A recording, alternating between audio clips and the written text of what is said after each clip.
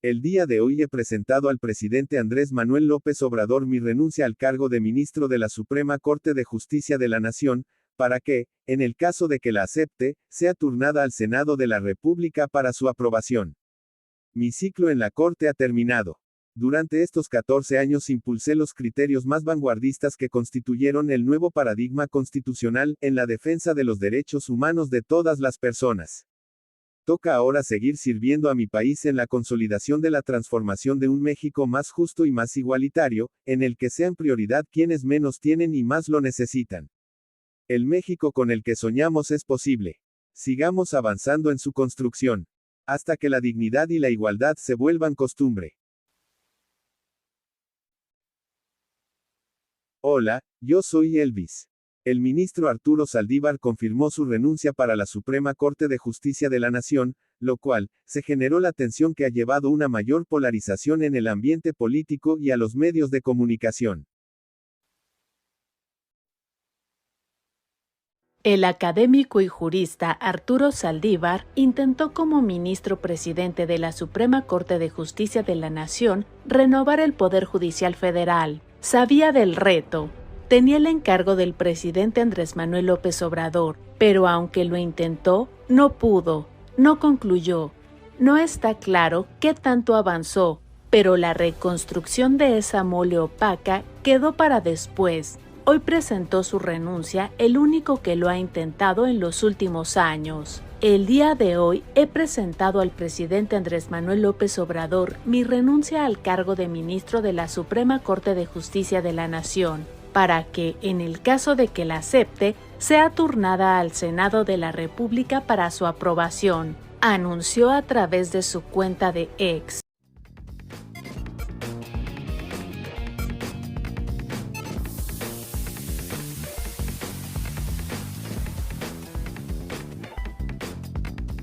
El cargo de ministro o ministra de juez constitucional es irrenunciable. Solo puede hacerlo por causa grave. Yo pregunto, ¿dónde está la causa grave? ¿La consolidación de la Cuarta Transformación es una causa grave? No lo sé, yo creo que no. Mientras aquí, la ministra en retiro, Olga Sánchez Cordero, ha dado una muestra de dignidad y de aprecio por la República y de aprecio por la Constitución, el ministro Saldívar da una prueba de concluir en la abyección.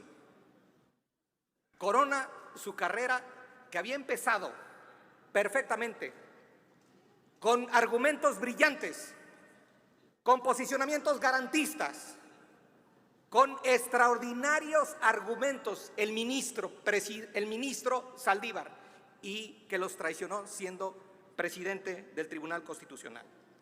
Esa es la información dura, llana, en torno precisamente a Arturo Saldívar, un personaje que llegó al poder de la mano de Felipe Calderón Hinojosa, que fue el que lo nominó, aunque después terminaron peleados, así con letras mayúsculas, peleados por la sencilla razón de que el ministro Saldívar optó por respetar la ley, algo que Felipe Calderón Hinojosa no tiene en su ADN, no tiene en su léxico. Calderón llegó al poder mediante un fraude descarado, descomunal, y así fue todo su sexenio.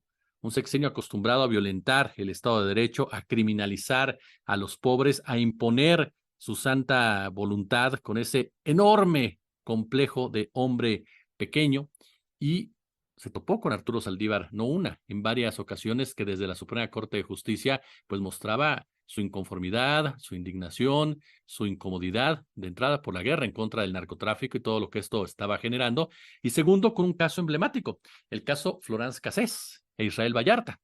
Ustedes recuerdan que el ministro Saldívar, junto con Olga Sánchez Cordero, tuvieron una actuación protagónica, clave, fundamental para lograr la liberación de la francesa, y esto trajo consigo que Genaro García Luna y el propio Calderón amenazaran de muerte a Arturo Saldívar, y que no una, en varias ocasiones le advirtieran que dejara ese caso, que fue de verdad degenerando de tal forma que llegó a convertirse en un problema diplomático entre el gobierno de Calderón y el del señor Sarkozy, o Sarkozy, como ustedes gusten, ¿no? Que de verdad ya no sabíamos, pues, quién quería parecer más macho, ya no les importaba si la ley, si las reglas, si la libertad de Cassés o no, simplemente qué chicharrones tronaban más fuerte, esa es la realidad de las cosas.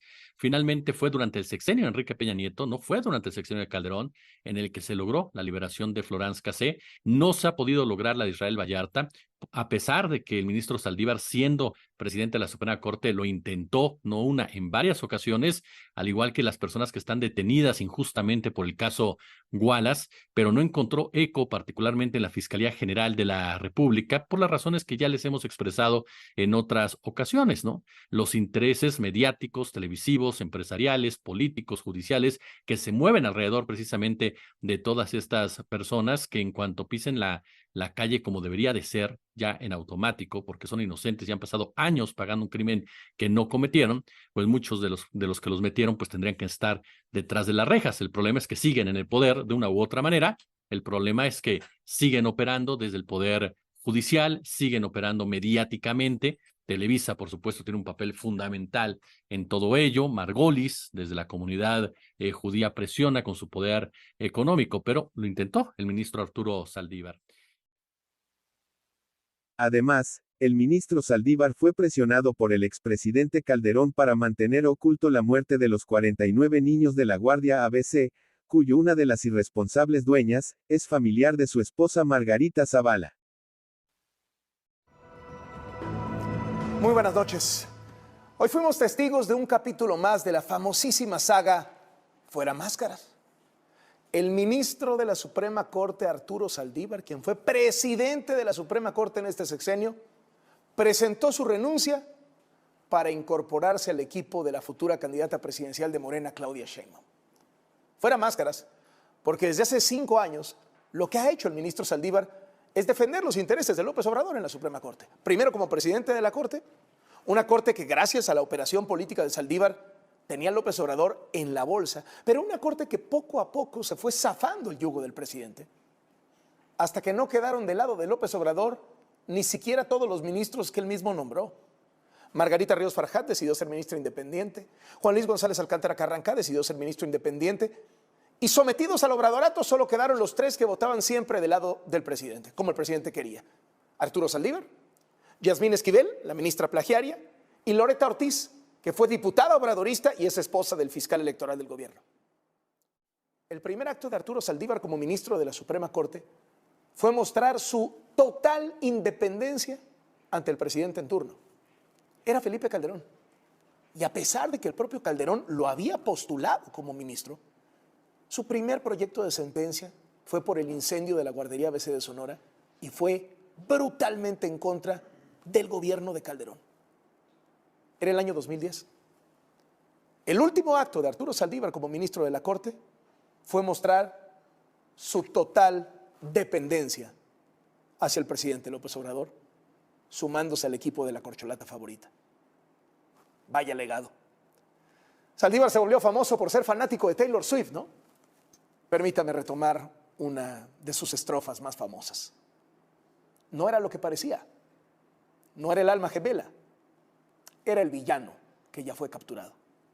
Por cierto, esa canción de Taylor Swift se llama Es hora de irse. Carlos Loret de Mola no está informado del caso de la ministra Esquivel. El 7 de noviembre, la Casa Máxima de Estudios obtuvo un amparo para continuar el proceso del presunto plagio de la tesis de Yasmín Esquivel Moza. Sin embargo, la Universidad Nacional Autónoma de México envió un amparo en materia civil. De otro asunto, se cabe recordar que el 28 de agosto, el ministro Saldívar no fue famoso por ir a un concierto sino el comentar del proyecto del presupuesto de egresos de la Federación. 24, gracias al ministro de la Corte Arturo Saldívar. Platicamos con él sobre la experiencia que vivió y que se vivió en los conciertos de Taylor Swift, y le pedimos unos minutos adicionales porque la Suprema Corte de Justicia convoca para el día de hoy a una sesión solemne donde van a estar los ministros de la Corte, magistrados del Tribunal Electoral, y ahí anunciarán su proyección de presupuesto para el 2024. El presidente López Obrador dijo, y lo ha dicho en varias ocasiones, lo repitió el viernes, que es necesario ajustar el presupuesto del Poder Judicial, y así se llega a este lunes 28. Arturo, ¿qué es lo que va a ocurrir esta mañana y cuál es tu punto de vista sobre el presupuesto, los dineros que necesita, el dinero que necesita la Suprema Corte de Justicia y el Poder Judicial para el próximo año? Arturo, te escuchamos. Lo primero que debo comentar es que la sesión de hoy es una sesión inédita, es algo que nunca había sucedido. La ministra presidenta convocó a una sesión solemne en la que estarán los plenos de la Suprema Corte, del Consejo de la Judicatura Federal y de la Sala Superior del Tribunal Electoral del Poder Judicial de la Federación. Esto nunca había ocurrido.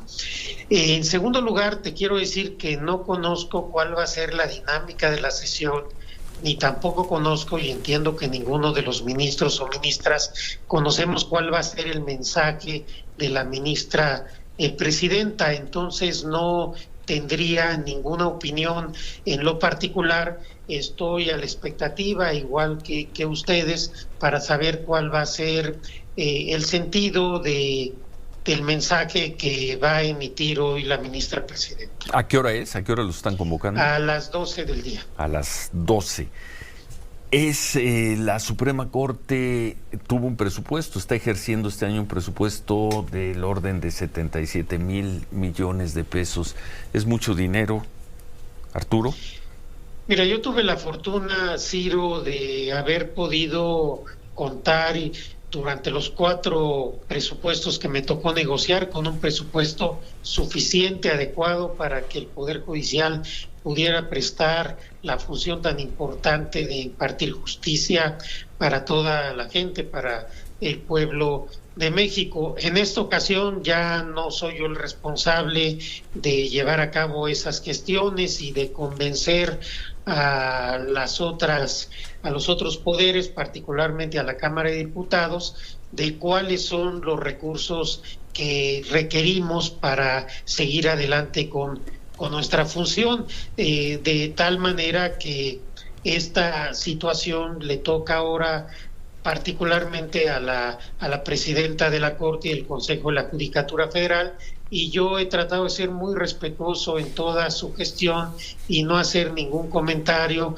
sobre las decisiones que ella toma, así como durante 4 años yo tomé las que me parecieron correctas.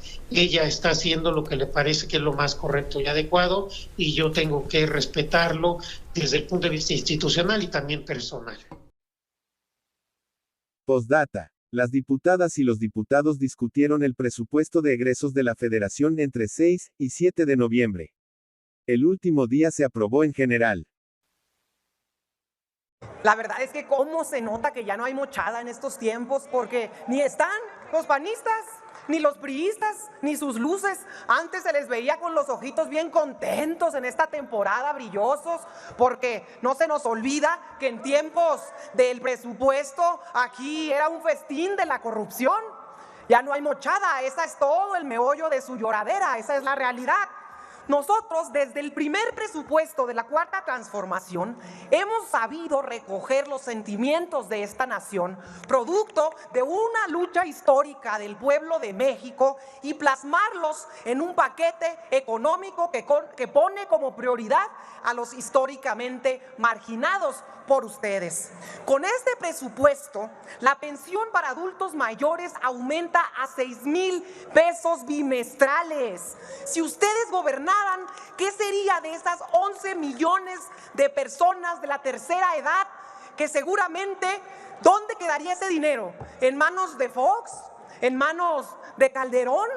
Si ustedes gobernaran, muy probablemente, en vez de tener más becas para los jóvenes, tendríamos más escuelas privatizadas y menos jóvenes con oportunidades.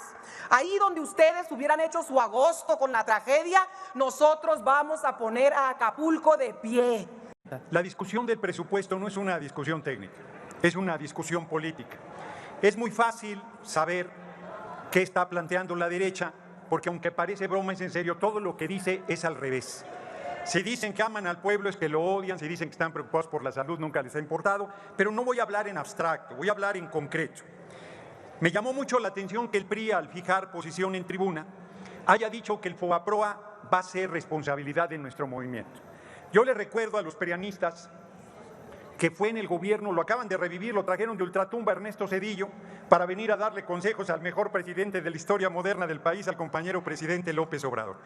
532,000 millones de deuda privada que la hicieron pública, les hemos pagado más de 1 billón de pesos, más de 1 millón de millones de pesos, y todavía se les debe 800,000 millones y hay un cálculo que va a llegar a 3 billones de pesos.